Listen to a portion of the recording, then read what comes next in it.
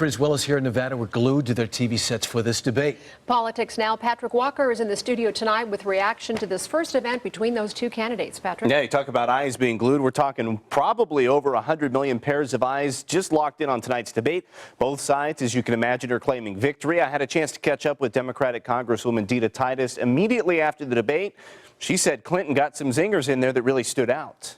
Maybe my favorite moment was when she said, well, if you want to sit for 9, 11 hours in front of the Benghazi committee and then tell me about stamina, I'll go there.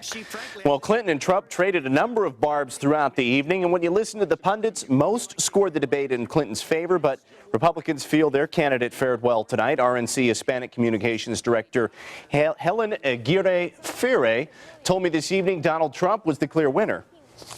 How do you think it went for Donald Trump? You know, Patrick, when you have a debate like this that's really decided in the first 30 minutes, and Donald Trump came out fighting in the first 30 minutes, but not fighting Hillary Clinton. He came out fighting for the middle class. Well, that first 30 minutes covered the economy and trade, generally considered one of the stronger subjects for Donald Trump. Clinton hit Trump for having many of his products made overseas.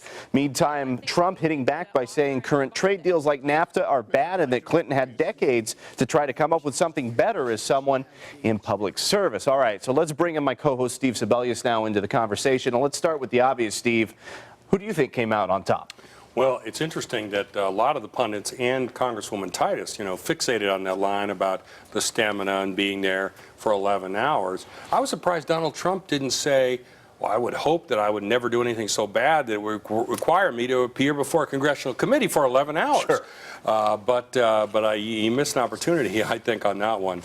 Overall, though, I think Clinton probably got in more of the lines that she had planned to get in, and there were the format of the debate back and forth that made it hard for Donald Trump to respond to that. So, to the extent you could consider winners and losers, I think she might have edged him on that.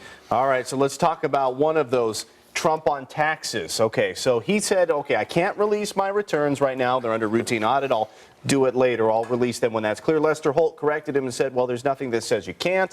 So then he said, all right, well, fine, I'll do it when Hillary releases her 30,000 emails, 33,000 like we heard just a second ago. Right. I guess when you look at that, okay, that was an interesting exchange because he changed course during his answer. Well, yeah, absolutely. This was an admission that his withholding of his taxes is a choice, not a legal requirement.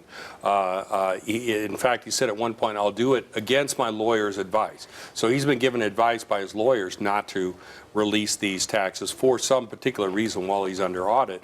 We don't know what that is. Hillary Clinton is speculating about it, perhaps even a little bit recklessly. But, it's her right to do that. As long as he's going to keep those secret, people are going to speculate as to what's in there. And usually what they speculate about is worse than what's actually in there. So it probably benefits him to release it eventually anyway. And he didn't do anything to try to rebut any of the speculation that she made. He kind of just let that go and kept going. Yeah. Bright spots tonight for Donald Trump and for Hillary Clinton, both. I mean, I continue to think the brightest spot for Donald Trump is his opposition to the Iraq war. There was some controversy about that. There was some attempt to fact check him on that. I think it's pretty clear that at the very least he was ambivalent about that war.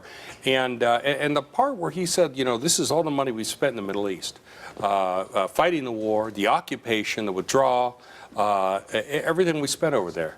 Imagine if we'd spent it here. Imagine if we'd spent $6 trillion here, what we could have done for our infrastructure. I thought that was probably the brightest moment for Trump during the whole debate. We've got about 20 seconds, Steve, but I just want to ask, did Donald Trump miss an opportunity tonight to put the birther whole controversy to rest? He talked for several minutes, but what did he really say? Not enough. I mean, he was clearly, I think at the end of that birther controversy, he realized, hey, you know what, this is doing me no good.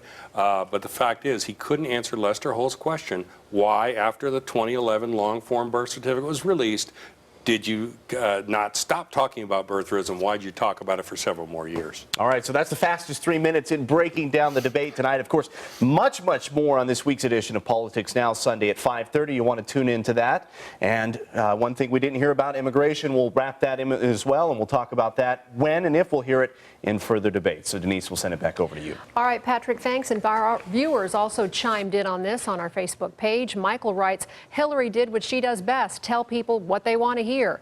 Trump brings up valid arguments. Hillary says nothing. And then Darla writes, Clinton won as far as I feel. Trump got nervous when his bankruptcies came up. Sure hope she wins. You can join the conversation right now on our Facebook page. 8 News Now is your local election headquarters for all the races that matter to you on air and online at LasVegasNow.com.